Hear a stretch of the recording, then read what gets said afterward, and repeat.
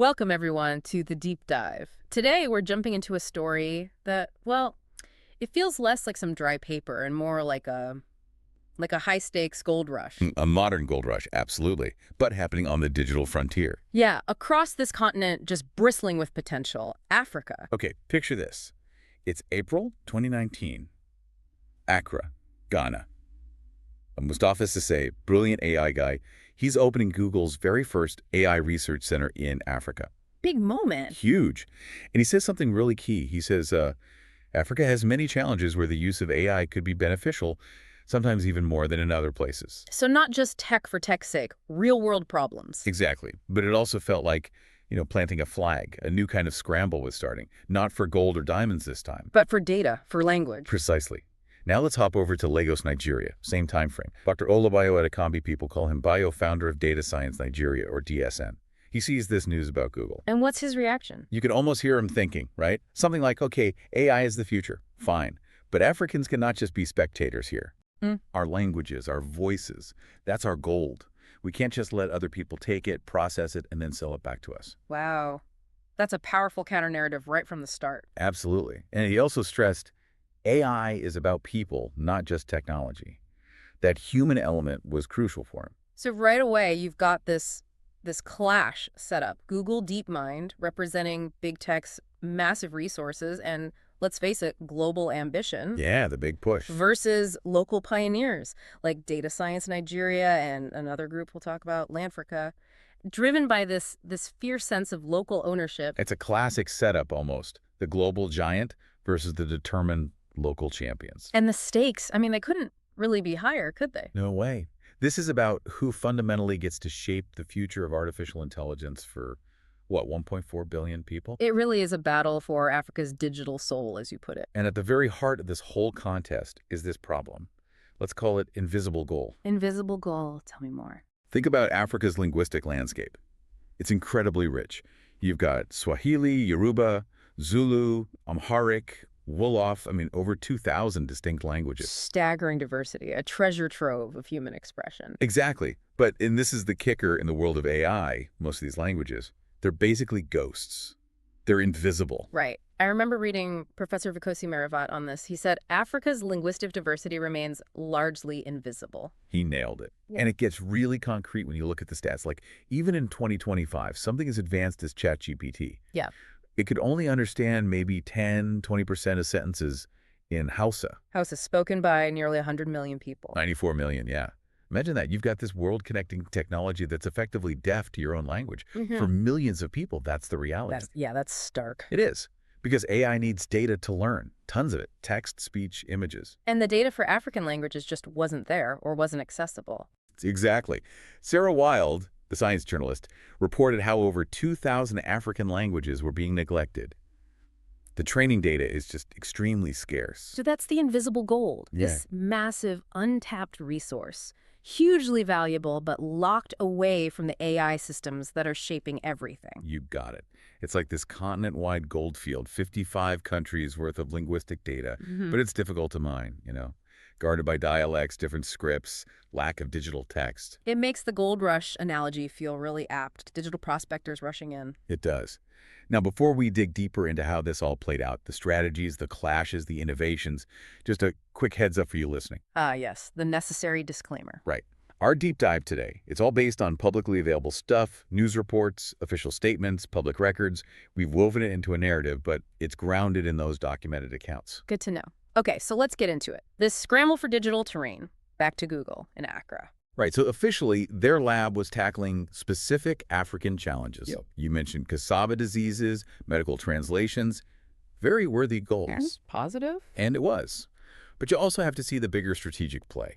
Africa's demographics are, frankly, a tech giant's dream. Young population growing fast. Unbelievably fast. 1.2 billion people, 60% under 24, expected to double by 2050.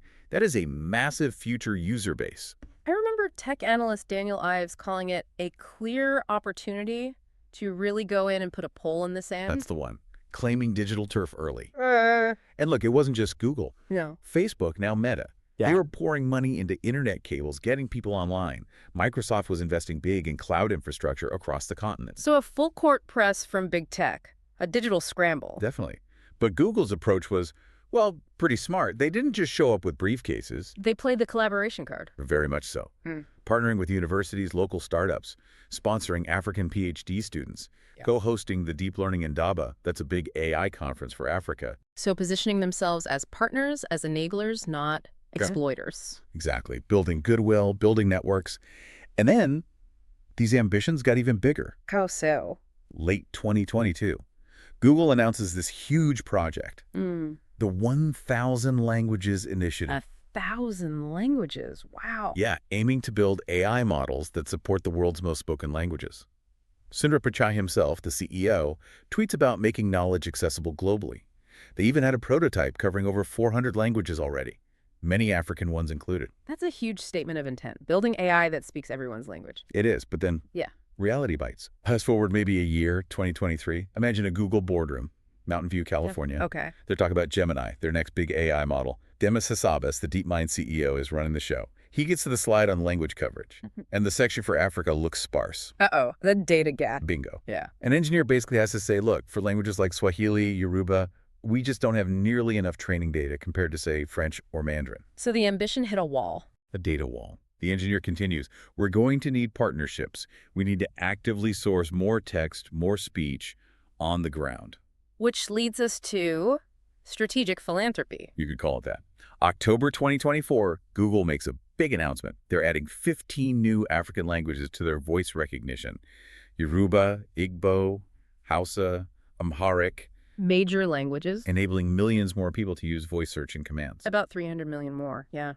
Matt Britton, Google's EMEA president, does a tour Nigeria, Kenya for the launch. It's a win for digital inclusion, no doubt. But also, every single voice query those 300 million people make feeds the machine, feeds the AI models, helps Google bridge that data gap. Right. And they coupled this with funding, too. Yep. Google.org pledged $5.8 million for AI education in Africa.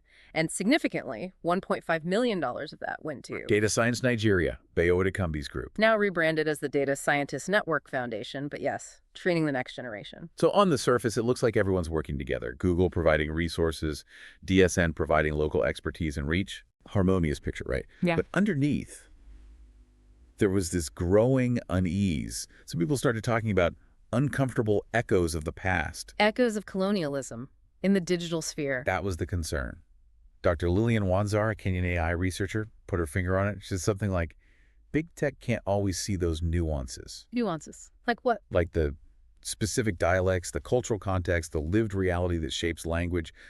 Her point was, look, Africans can do this. They want to do this themselves, collect their own diverse data, build their own tools. So this local skepticism, Right. Where was it coming from and what were Africans actually doing in response? Great question, because that tension was definitely there. And you're right, Africans were absolutely not just sitting back and waiting. A whole wave of local AI pioneers was already rising up. Driven by what?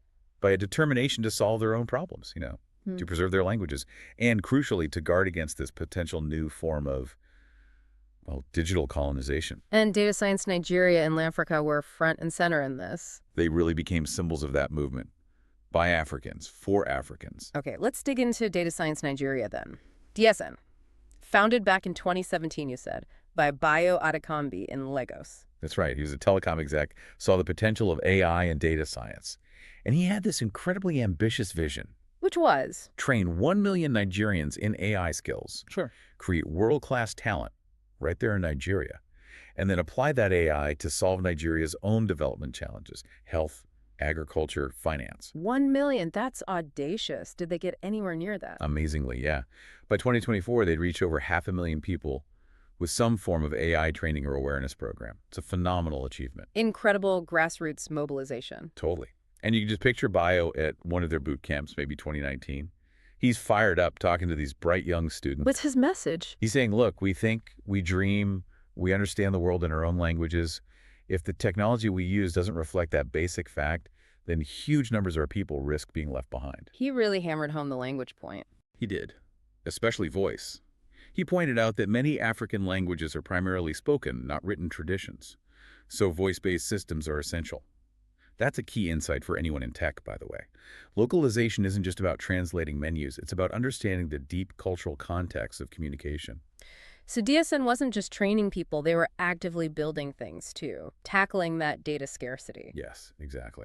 They focused on creating what they called hyperlocal data sets, data that truly represented the diversity within Nigeria, not just a generic model. Like what specifically? Well, in 2020, they crowdsourced a massive Yoruba speech data set, just getting people to record themselves speaking naturally. And in 2021, they ran a competition to build better Hausa-to-English machine translation. They were actively filling the gaps. Solving the problem themselves. Right, and Bio was very clear about the challenges. He spoke at a panel in 2024 saying, African AI ambitions are stunted by data scarcity. What were the main hurdles he saw? Several things. For some languages, there's just not much written down, historically. Uploading large data sets costs money, which can be a barrier. And then there's the digital literacy gap. Not everyone is comfortable creating or interacting with digital data. So what was his proposed solution? Get creative. He pushed for using voice-to-text technology to capture spoken language directly, sort of leapfrogging the need for written text. Smart. And he also stressed that AI models for Africa must handle code switching. Where people mix languages in the same sentence. Exactly. Super common across the continent. If your AI can't understand that, it's not going to be very useful in real life. Another one of those crucial nuances. DSN's work started getting noticed internationally too, right? Oh, yeah.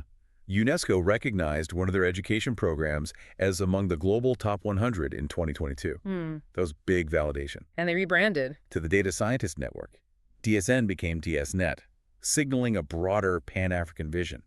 They started mentoring AI hubs in other countries, which of course put them in a prime position when Google came knocking with that funding. Back to that meeting in March 2023.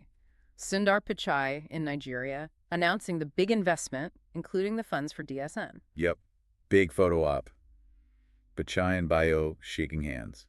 A symbol of collaboration. But you mentioned Bio had some private reservations. Well, maybe caution is a better word. The story goes he told his team something like, look, we partner with Google, absolutely, but it has to be on our terms. Maintaining autonomy. Critically important. Yeah. He apparently said, our goal doesn't change. AI has to be localized to actually work for Africa. It's our people. It's our data. We need to be steering the ship. That's a really important lesson for anyone thinking about partnerships, especially across cultures or power imbalances. Define your terms. Stay in control of your mission. Absolutely. It's about ensuring collaboration doesn't become co-option. Okay, so DSN represents one major strand of this local pushback, training, building, partnering carefully. What about Lanfrica? You mentioned them earlier. Different approach. Very different, yeah. But driven by that same spirit of local ownership and, frankly, frustration. Frustration. Tell me about Chris Emizu. Right, so Chris is a Nigerian researcher doing his graduate studies in Munich around 2020, 2021. He's working in NLP, natural language processing. Trying to get computers to understand human language? Exactly. And he keeps hitting this wall. He's trying to find data sets, research papers, tools specifically for African languages. You're finding almost nothing easily accessible. He described it as like searching for a needle in a haystack. Scattered across random websites, university archives, if they existed online at all. Yeah. Super frustrating for a researcher. I can imagine. So one night, apparently, he's in his dorm room, probably pulling his hair out. And he has this classic inventor's moment. He kind of laughs and thinks, well, if nobody else is building a proper database for African languages, I guess I'll just have to do it myself. The birth of Lanfrica. Pretty much. He envisioned this central library, a one-stop shop for all African language resources. And he actually built it. He did. Lanfrica version 1 launched in February 2022. It was basically an online library combined with a specialized search engine. Cataloging how many languages? Get this, 2,199 African languages, including some that are sadly extinct but still have historical linguistic data. 2,199. That's incredible scope. It really is. His mission statement was simple. Alleviate the challenge of finding African language materials. No more haystack searches. Researchers could now go to Lanfrica and find links to datasets, academic papers, audio recordings, whatever existed for Yoruba or Luganda or Tigrinya. That's hugely valuable for the research community. Immense. And they did some clever things technically, too. Late. They built algorithms that could figure out which African language or resource was about. Even if the resource itself didn't explicitly say so, it could analyze the content. Smart data mining. Yeah. And it also started counting things, like how many NLP resources exist for each language. And suddenly you could see these stark imbalances. Okay, Afrikaans has 28 resources, but Swati only has 8. A data-driven wake-up call showing where the gaps were. Exactly. It highlighted where researchers need to focus their efforts, which strategically is powerful information that comes directly from making data open and discoverable.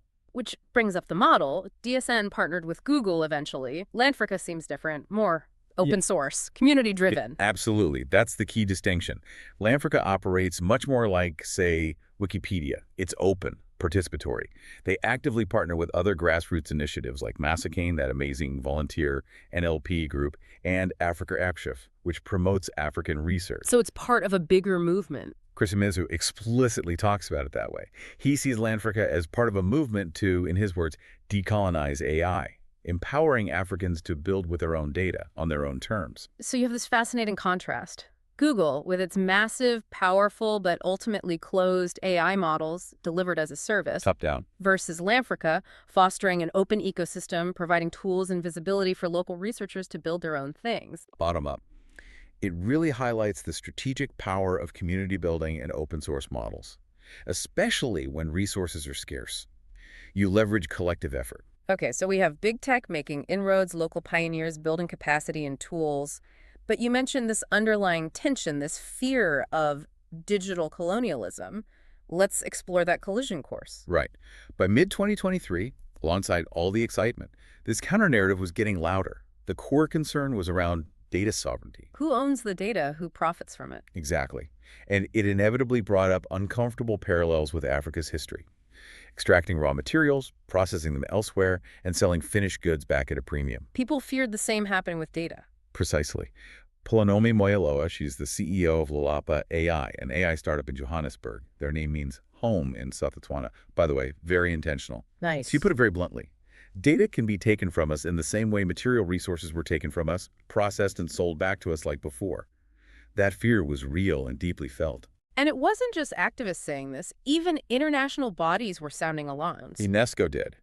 In a 2022 report, they explicitly warned that AI, if not implemented carefully in Africa, could actually exacerbate existing social and economic inequalities. Making divides worse, not better. And you had African researchers like Godliver Owumugisha from Uganda stressing that Africa's distinctive challenges necessitate AI solutions tailored to local needs.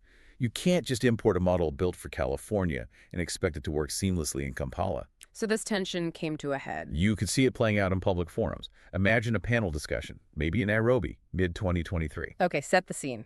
You got a Google representative probably talking up their latest language additions, emphasizing collaboration, the funding programs, painting that positive picture. Standard corporate messaging. Right. But then Polonomi Moyaloa from Lalapa AI leans into her mic, and she says something like, collaboration is wonderful. We all want to collaborate. But let's talk about power. Ooh, cutting to the chase. Who owns the algorithms that get built using our data? Who owns the intellectual property at the end of the day? She might have brought up examples where African data was used to train models, but the patents ended up registered elsewhere. Raising the issue of IP exploitation. Exactly. And then maybe Godliver Owumugisha adds, if we don't create AI systems on our own terms, reflecting our own contexts, we'll just end up importing solutions that don't understand us. Or worse, solutions that actually cause harm because they don't get the nuances. So the core issue boils down to trust. Can big tech be trusted to partner equitably? That was the heart of it. And it's a huge lesson for any business operating globally, especially in tech.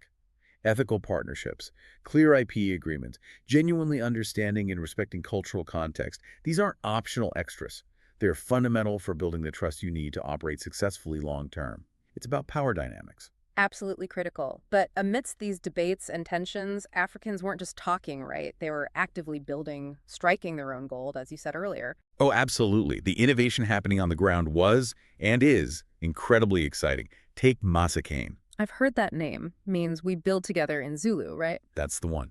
Started around 2019, it's this amazing volunteer collective of NLP researchers across Africa, purely grassroots. And what have they achieved? Dozens of high-quality, open-source machine translation models specifically for African language pairs, like English to Yoruba, French to Fon, Zulu to Setswana, things that just didn't exist before at this quality level, all built collaboratively, openly. Proving it could be done. And proving it could be done by Africans, for Africans. That's their motto. It's genuinely heroic stuff, demonstrating that World-class innovation doesn't always require Silicon Valley budgets. And there were other major breakthroughs too, like that big voice data set. Yes, African Next Voices.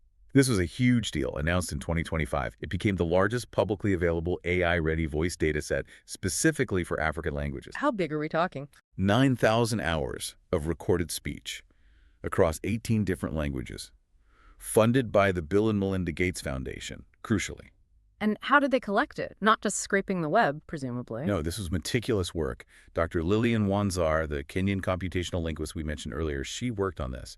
She explained, we gathered voices from different regions, different accents, everyday conversations, capturing that real-world diversity. The kind of nuance big tech might miss. That was exactly her point. Big tech can't always see those nuances. And crucially, what did they do with this massive data set? They open sourced it. Completely. Put it out there for any developer, any startup anywhere in Africa or the world to use freely, to build voice assistants, translation tools, educational apps that actually understand how Africans speak. That's a powerful move, directly empowering local innovation, a real challenge to the idea that only giants can build foundational data sets. Totally. And these foundational efforts, the data, the models they started feeding into real-world applications. Like what? Give us some examples. Okay. In South Africa, there's an app called AI Farmer. Smallholder farmers can literally ask it questions about crop diseases or pests in Setswana or isiZulu and get advice back. Wow, practical help in local languages. Yeah. Or in Nigeria, fintech companies started rolling out chatbots for customer service that could understand and respond in Nigerian Pidgin English. Which is spoken by millions. Exactly, making financial services more accessible.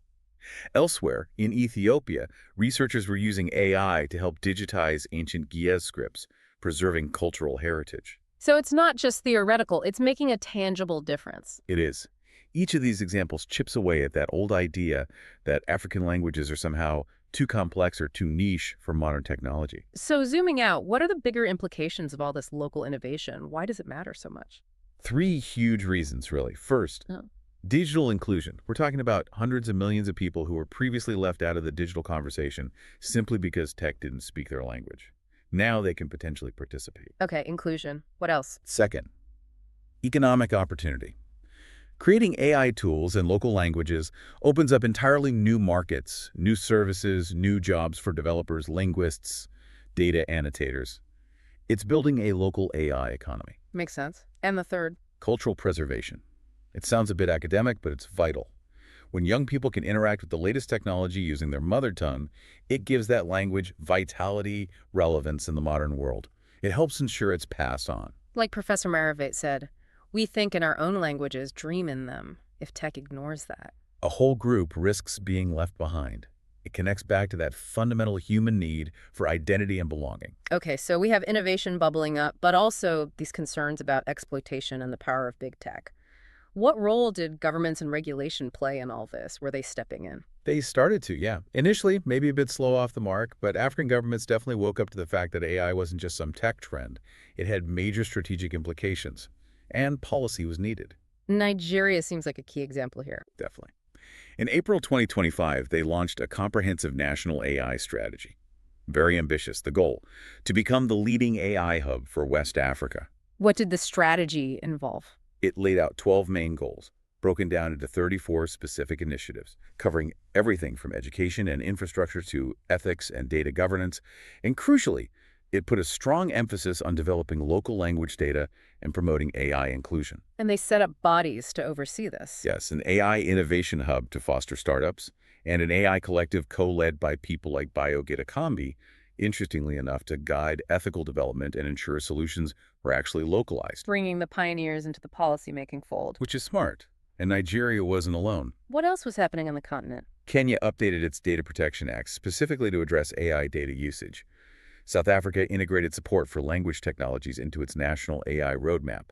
And at the continental level, the African Union launched its own AI strategy in 2023. A coordinated effort. Increasingly so. There was even talk of creating an African data trust, some kind of mechanism to collectively manage and assert ownership over the continent's data resources. A bold idea. And Africa started engaging globally, too.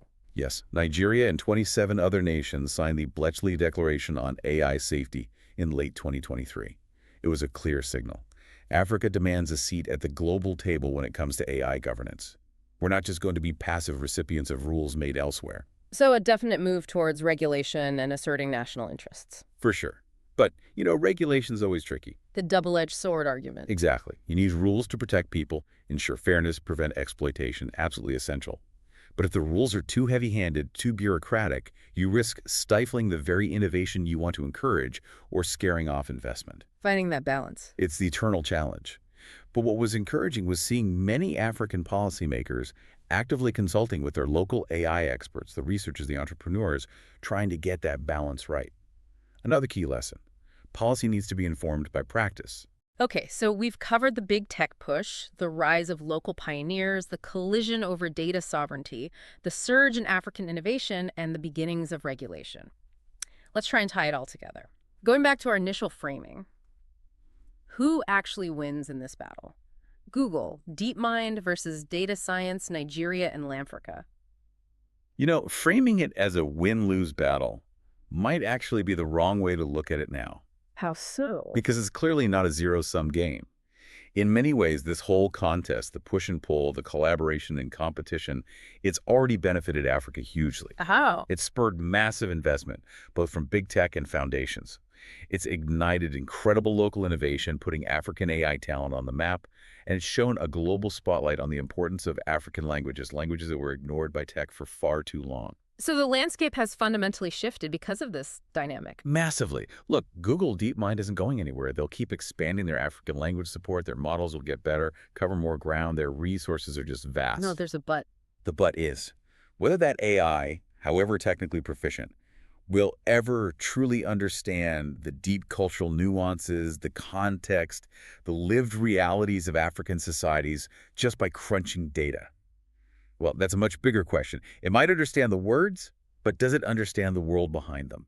And data science network, where do they fit in this future? DSN or DSNet, they become this really interesting, powerful force, truly Pan-African now. They're training a whole generation of creators, not just consumers, of AI.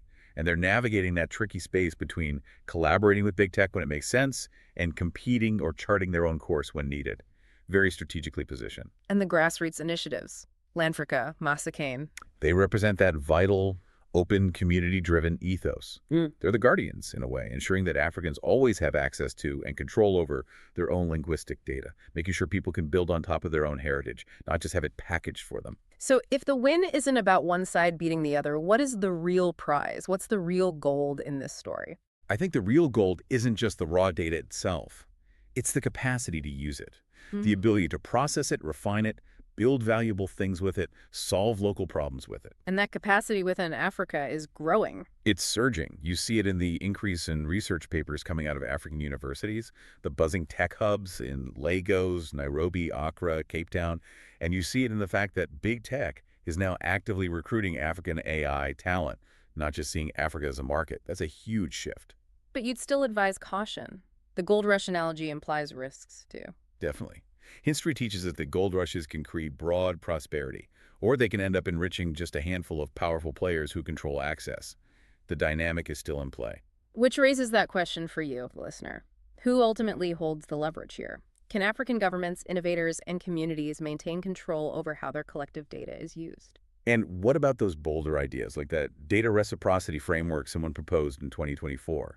The idea that if a company uses African public data to train its multi-billion-dollar AI model, They should give something back, like making the model available locally at low cost or sharing some of the underlying tech. exactly, asking for a fair share of the value created from the invisible gold. It's basically saying, if you mine here, you owe the community something. A very provocative but important idea for the future. So in the end, this whole deep dive comes down to agency. I think so. The ability of African people, in all their incredible diversity, to shape the technologies that are undoubtedly going to shape their futures. It's about self-determination in the digital age. Who controls the mine? Who writes the code? And what are their motivations? I like that quote from Ernest Webes of Sunbird AI in Uganda. We advocate for scaling social good rather than just monetization. That priority difference is key. So the future isn't about if Africa engages with AI, but how they engage. Exactly. On whose terms? Ensuring local benefit, ethical practices, and a digital future that feels authentically African, built by Africans for Africans. The ultimate question isn't really who wins the race, but rather who gets to define the finish line. It seems Africa's AI gold rush is definitely reshaping the continent's future. And maybe, just maybe, the biggest plot twist here is that this revolution won't be imposed from outside, but actually led by Africans themselves, turning that risk of digital colonization into an opportunity for digital self-determination. That's the hope. That's the goal.